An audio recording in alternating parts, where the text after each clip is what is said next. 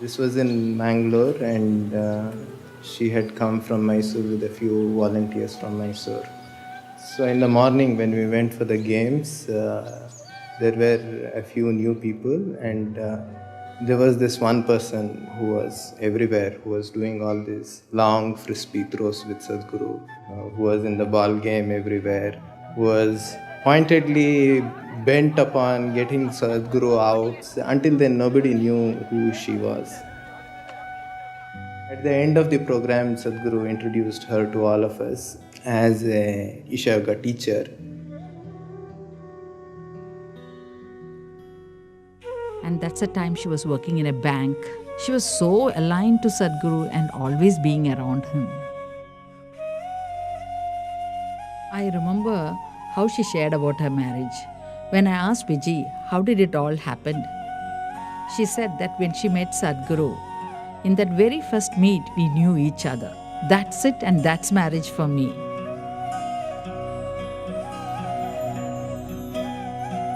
It was a very simple wedding in a small Shiva temple in Irpur Falls.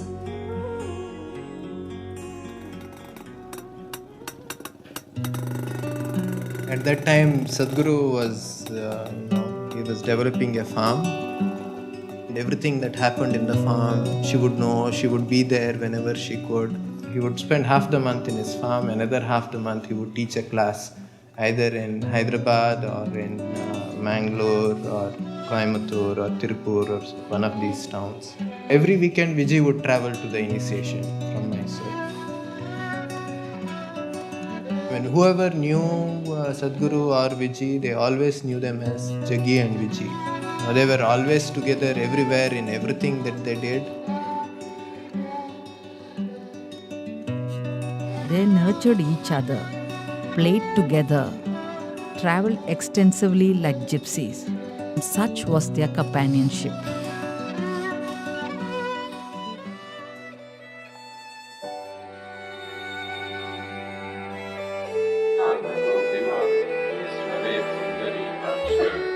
She did yoga only because it means something to me.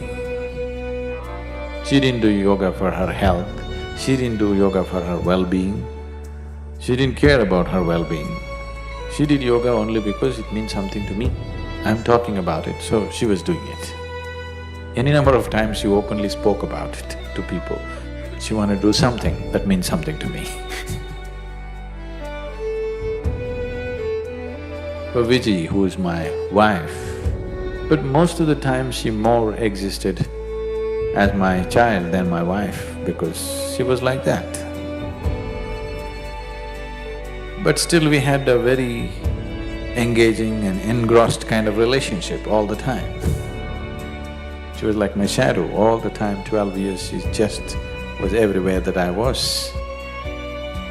She organizes the yoga program, she goes around, works throughout the day, she does everything.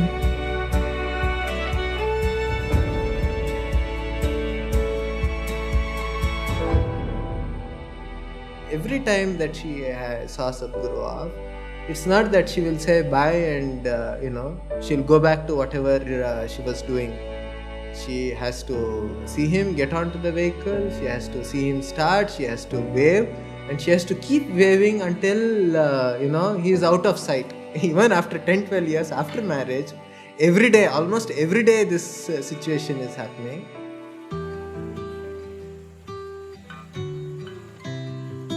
She was very deeply devoted to Sadhguru as a person. She also constantly maintained an overt posture that she had nothing to do with spirituality.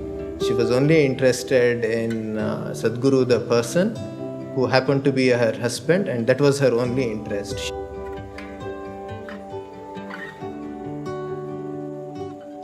But one can't exist around Sadhguru unless in one way or the other one is deeply committed to one's own spiritual growth. Even though she said that she's not on the spiritual path, it's not for her and all that, I think constantly, right from the beginning, she couldn't help but to make progress on this path.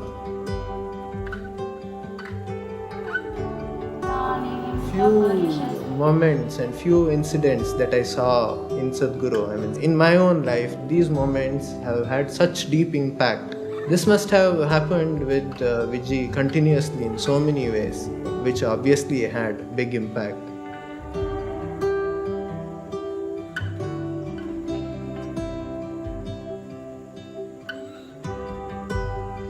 She would go to any extent to kind of stand up for something. Anything that was happening, she was there. Not because Sadhguru was there and she had to be there as a wife and things like that. No, she felt it because she was also equally wanting that good things happen with people and people benefit from Sadhguru and make use of it.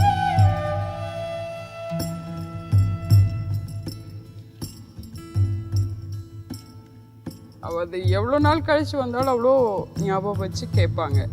நீங்கள் வந்து பார்க்கலாம், அவர் வந்து பார்த்தார்ல, நீங்கள் ஏன் வரல அப்படிம்பாங்க.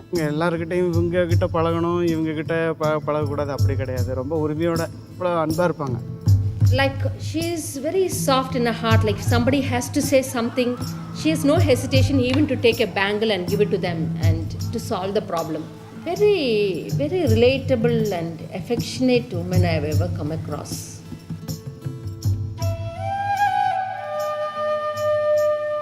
Just like 3 days, 2 days before I had to go to school, I'd be like, Amma, I need to do homework, I need to do homework. The last 3 days, I'd be writing with my right hand, she'd be writing something else with her left hand just to make it seem like it was my work.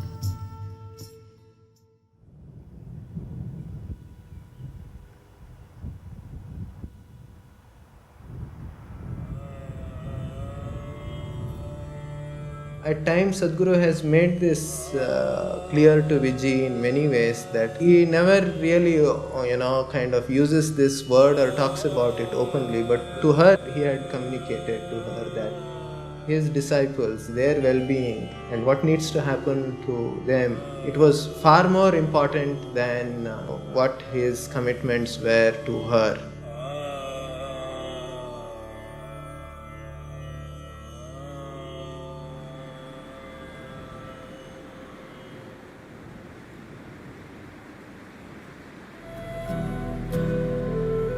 Swami Nirmalananda was somebody I knew for a long time. I have met him almost 20 years ago or more in a very strange kind of atmosphere, and ever since then, we've been little dallying with each other. 96 sometime early, we went to BR Hills, me and Vijji went there once. Radhe also was there at that time. We were talking to him and he said, next year, January, when the Uttarayana comes, I want to leave. I asked him why. He said, I've lived as a yogi, but I don't want to live as a rogi. I want to die as a yogi. He was asking me, I really not clear about how to live. He had built a small samadhi for himself. Will it work? What will happen? This and that. That's the first time I opened up to a completely different thing, and I spoke to him certain details about what is it that stops a person from leaving, what is it that makes a person leave. Vijji was there, she was listening to all this and she burst out into tears and she cried and cried and cried. So I just ignored her and continued to speak to him. Then he was also weeping off and on and asking me questions and we went into great detail of many things which usually I've never spoken anywhere. We came down after meeting Nirmalananda, we just came, and just after that place, I parked and I knew she was in some kind of mood. I just stood on the road and it's an incredible view. So I just was standing on the road, Radhe was also playing around there. And she came and fell at my feet and said, I also want to do what he's doing. I was just trying to joke and try to sort of dismiss the whole thing. She was crying and she was saying, I want to go like him. I said, okay, are you willing to do the sadhana? You do it, let's see. I never thought she'll have the perseverance to stick on to it like forever. So I told her a few things, that you do these things, let me see how seriously you do. If things come up to that stage, we will see. From that day, she just went like, She was another person altogether. Suddenly, the last 8-9 months, she became all focused and like that. Because the way she was going, I saw she's going so intensely. And after 2-3 months, she even started talking confidently that she's going to leave in another… Then I tried to slow her down a little bit. And I said, what's the point now? All these 12 years of marriage, we were only traveling. Only now, just then, we had just had a place to live. She could call her own and cook and do things, which meant a lot to her, I knew. So I said, what is the hurry? And the girl is just 7 years old. I said, things are working out well for you also, why now? So she said, right now my inside is feeling absolutely beautiful and outside everybody is wonderful to me. This is the time I want to leave. I don't know how long I'll be able to maintain this. All my life I've been confused, feels everything. Right now I'm in a space where I want to be. I want to live like this. So many times in my own ways I tried to slow her down a little bit. The next December came, 96 December. Then we knew Nirmalananda will leave. From there we went on Karma Yatra. This is the final lap of Dhyanalinga consecration. So I wanted to clear up a few things for people involved, so I took them on a 6-7 state tour.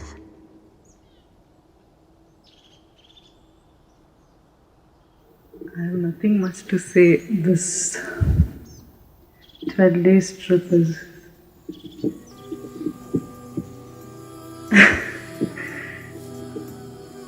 yeah, I certainly experienced tremendous energy, and I can say I've taken 1 or 2 steps towards my growth. And certainly it does help me to be a little more mature person, and I consider myself very lucky to… I only hope that I carry and be of some useful to everyone.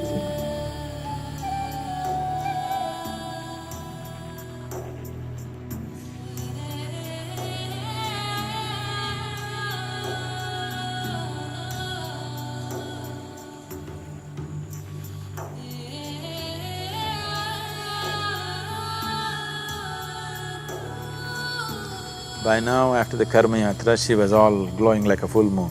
People who saw those last few weeks, they could clearly notice she was like blown like a full moon.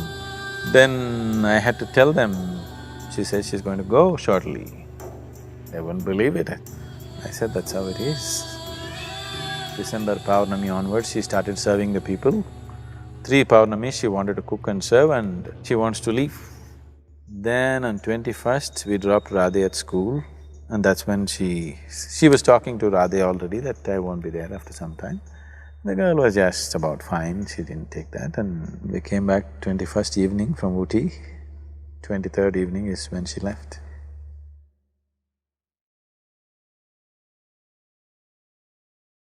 Around 8 in the morning, Sadhguru called me and asked me to be with Vijji because she was on a certain sadhana.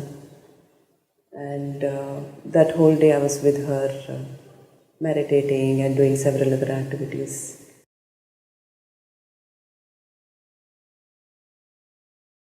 Shambho, Shambho, Shambho, finished.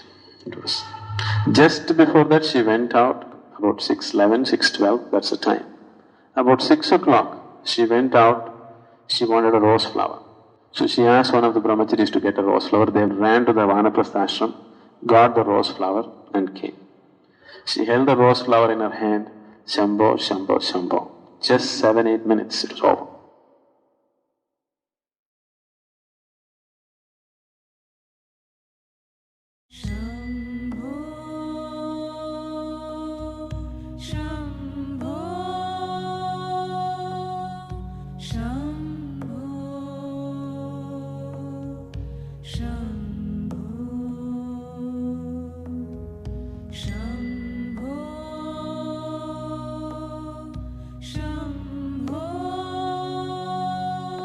It was only after 3 days while sitting for a meditation, it really struck me that she had known this coming.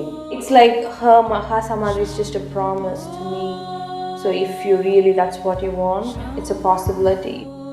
Like if you're so intensely seeking something as an ultimate, you can attain it. But definitely Vijay's Mahasamadhi was a tremendous blow to my logical way of looking at life. அது மாதிரி யாருமே பார்க்கல அவங்க. But within அவ்வளோ தீர்வாக இருந்திருக்காங்க, தீவிரமாக இருந்திருக்காங்க. The Mahasamadhi, of course, proves something like that.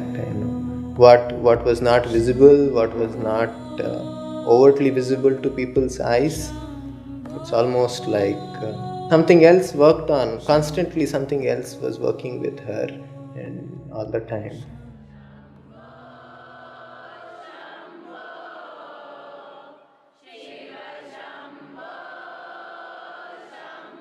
In the yogic traditions, held as a very sacred day,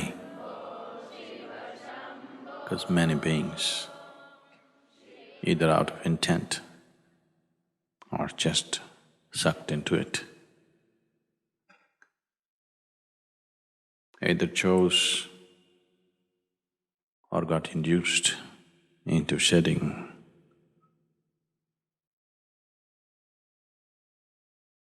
their physical bodies on this day consciously. So many have done this in this tradition. Even here at Isha, we witnessed a great event for Vijji, who had neither any sadhana behind her, nor did she have any great knowledge. With the simplicity of her emotion and the intensity of her focus towards what she wanted, this happened too effortlessly. The effortlessness which even accomplished yogis would go through a little bit of struggle to do such things. It happened too effortlessly. There are many ways to attain. Through pure energy or awareness or absolute selflessness or through devotion.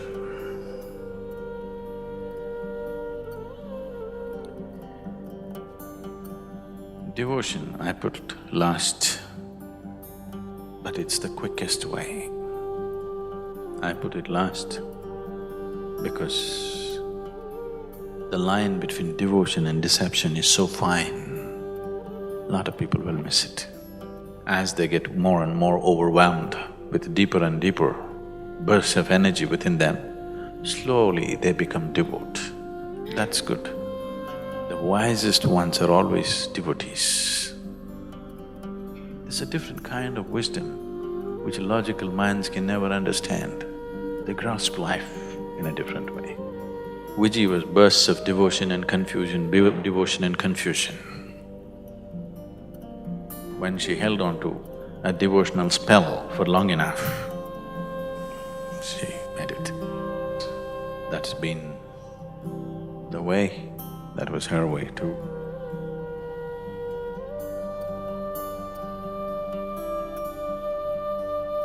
So 3 things that she would have been very happy and proud to see was the glorious way in which the Analinga consecration happened in spite of her absence at that time, and of course everything else that is happening with Isha.